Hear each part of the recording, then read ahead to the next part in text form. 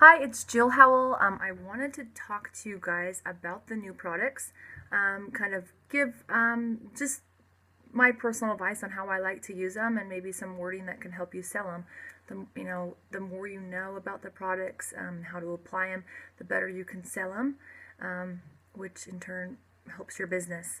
So let's talk about the Splurge Cream Shadow. This is my new obsession.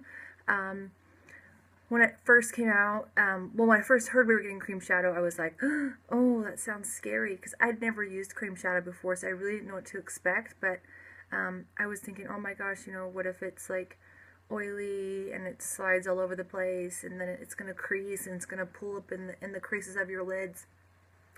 As soon as I tried it, I completely did not even worry about those things anymore. It is nothing like that. It goes on like a dream. It applies and it is immediately a dry finish. So there are no problems with creasing or slippage or anything. It is super awesome. I can't wait for more colors. So yeah, it is a little bit pricier. It's like twice the price of our loose pigments.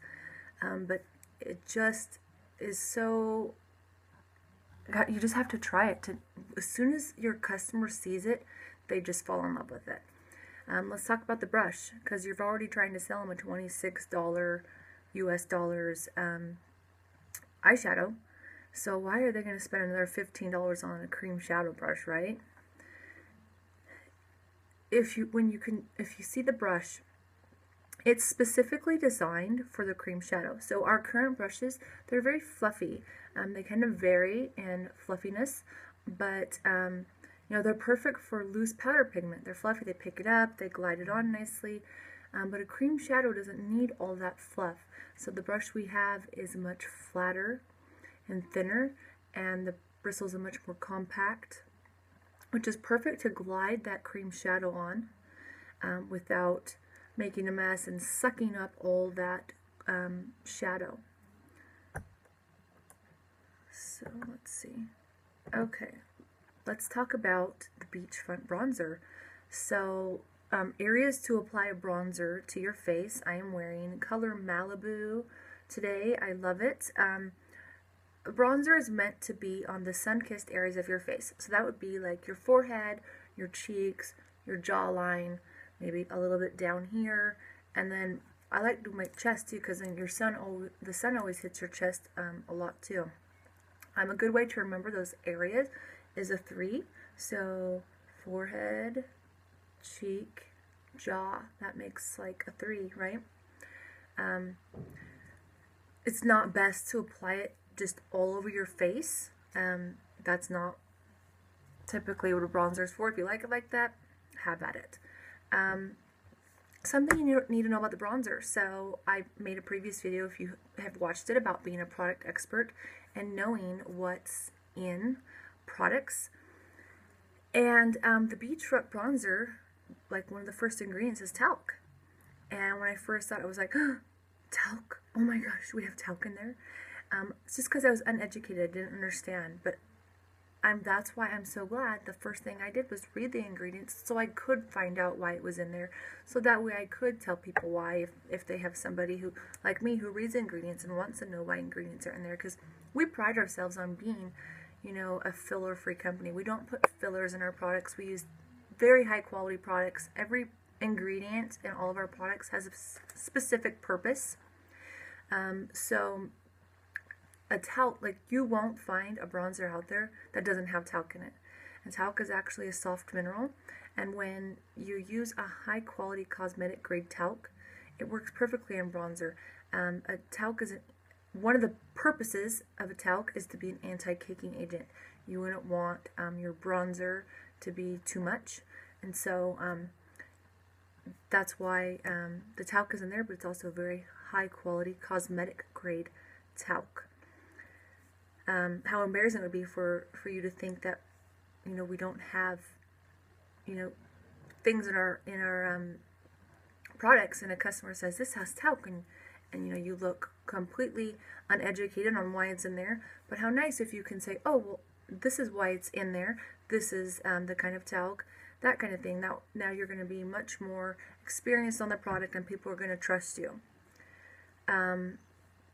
There's a color chart floating around out there of showing you which kind of bronzer is best for what skin type.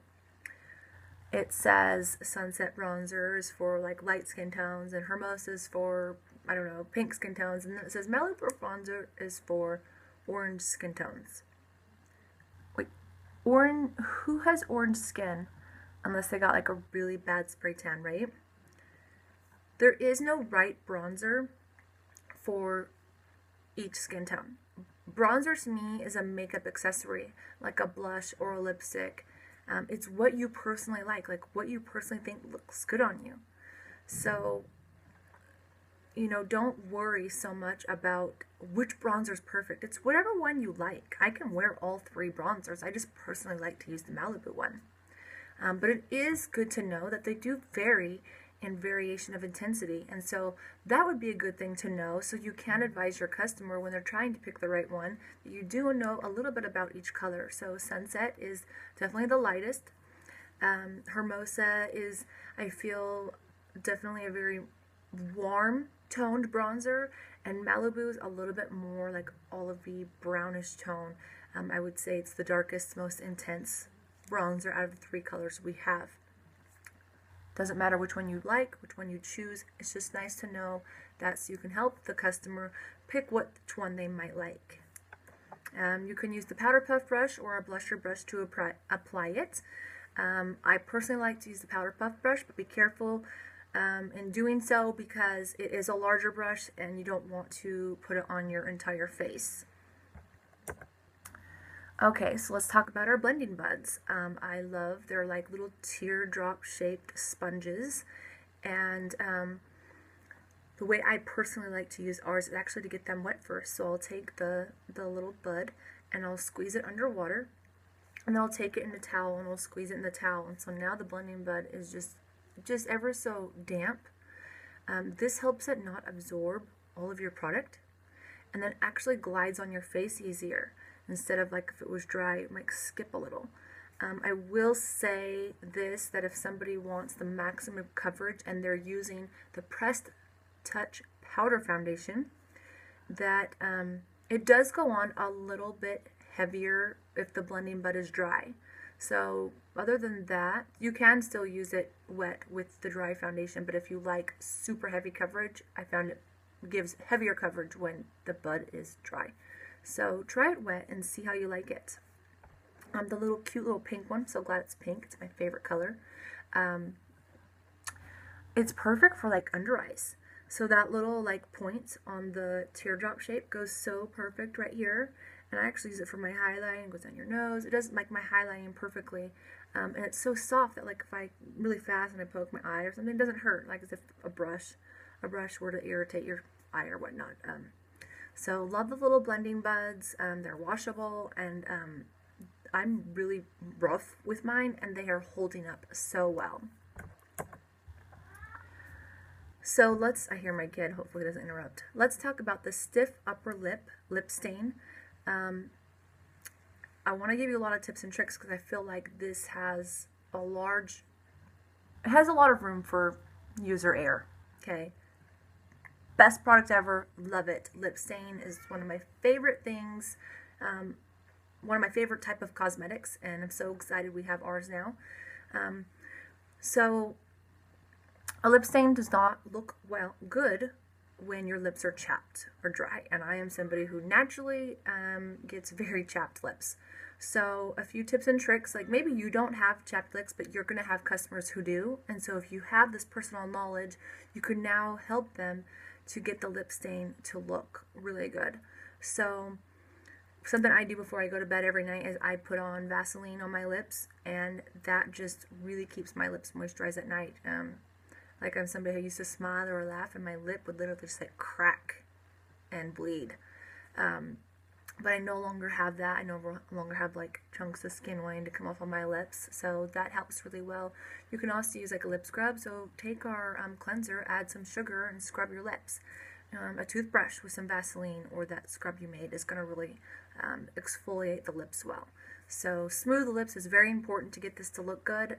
If you apply it to dry lips, it's very similar to what a spray tan looks like on dry knees. It appears darker on the areas that are dry. Not a good look, right? Don't forget to apply lip stain to your inner lip. So if you're applying just like, especially like the darker lip stain, and you'll have like this nice line where you have like flesh color and then the stain. You know, the cool thing is this is not a lipstick. If you put it in here, it's not going to get on your teeth. So, you know, don't forget to apply it here all the way around, and that's going to help it last longer and it looks better. Another tip, as far as wearability, when you apply one coat, it looks pretty good with one coat, and so you don't think you need to apply another one, but it wears off faster when you do one coat. So apply, let it dry, and then apply another coat, and that's going to help it last longer.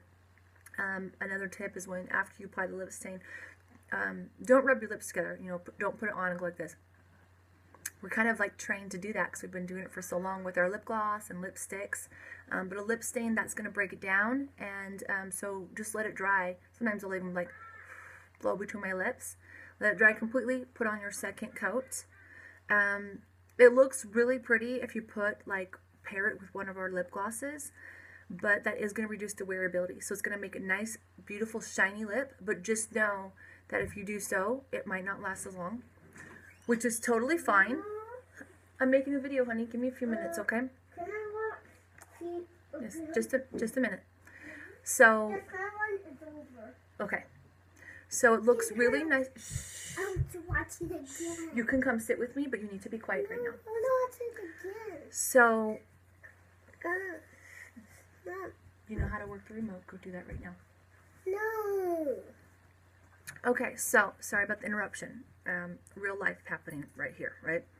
So, you can use it with a lip gloss, but just know it might not last as long. Lip liners also help you keep it in the lines of your lips. You don't need to, you can. It's versatile that way.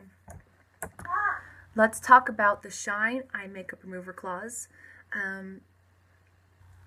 You know, you go, oh my gosh, we have a $20 pack of eye makeup remover claws. Why do people need $20 pack when they've been buying them at Walgreens for $6? Well, again, are you reading the ingredients? Are you knowing what's in there? You know, it has sunflower oil, it has jojoba oil, it has olive oil, it has vitamin E, it has rosemary, all these things that are extremely good for your skin. So not only does it remove your makeup, but it's super nourishing for your skin. So you're getting that kind of extra pow than just a regular old eye makeup remover cloth. They're amazing. I love the smell of them. So if you haven't tried them, you totally should. Let's see, I think I covered all of our new products. Oh, well, we have pressed blushers. To me, that's not new because we've had blush, but now it is pressed. So, love that. They're super cute little square compacts. Yeah, so hopefully you get to try all the new products. I have all of them, love all of them, and talk to you later, guys. Bye.